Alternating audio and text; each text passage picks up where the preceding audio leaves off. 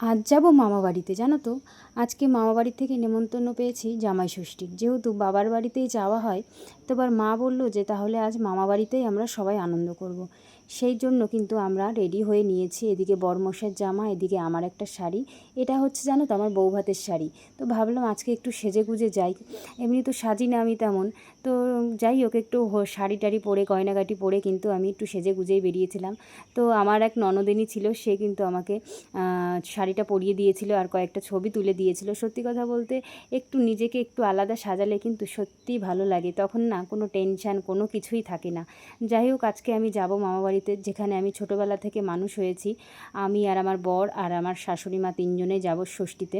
সত্যি কথা বলতে জামাই ষষ্ঠীতে আমার মামাবাড়িতে আমার যখন বাবা ছিল, তখনও আমরা ছোটো থাকতে বাবার সাথে যেতে আমার বেশ আনন্দ হতো।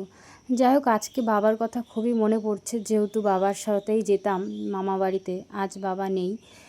সত্যি বলতে খুব মিস করছি বাবাকে।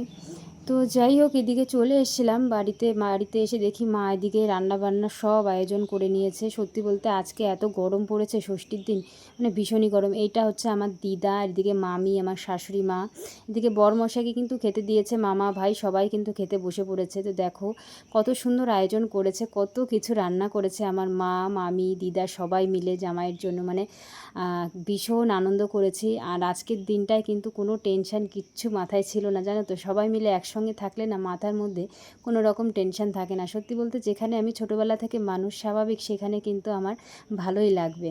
তো যাই হোক, এই যে আমার ছোটো মামার ছেলে, এই যে আমার ছোটো ভাই, ওইদিকে মামা খাচ্ছে আর এদিকে বরমশাই। তো বরমশাই বলছে যে আমি এত খাবার কিন্তু খাবো না। আমি বললাম যেটুকু খাবে খাও, অসুবিধা নেই। যাই হোক, ও খাওয়া দাওয়া করলো।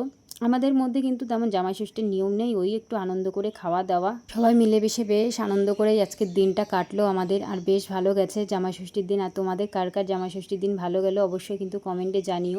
আর লাস্টে আমিও খেতে বসে পড়েছি। তো আমি বিরিয়ানি খেয়েছিলাম, আমার কাছে বিরিয়ানিটা বেশি ভালো লাগে খেতে। তো যাই হোক, খাওয়া দাওয়া সেরে সবার জন্য যে শাড়ি নিয়ে এসেছিলাম, ছোট্ট উপহার, যেটুকু সামর্থ্য সেই হিসাবে নিয়ে এসেছি। তো সবার কিন্তু বেশ পছন্দ হয়েছে। সত্যি কথা বলতে সবার যদি পছন্দ হয় তাহলে কিন্তু আর কোনো কিছুর থাকে না। যাই হোক, ভালো লেগেছে সবার শাড়ি। মামিদের জন্য নিয়ে এসেছিলাম, দিদা, মায়ের জন্য, দাদুর জন্য, সবার জন্যে। তো যাই হোক, আজকে তোমাদের সঙ্গে এটুকুই ভিডিও শেয়ার করব। ভালো থেকো, সুস্থ থেকো। পরের একটা নেক্সট ভিডিওতে দেখা হবে। ভালো থেকো সবাই।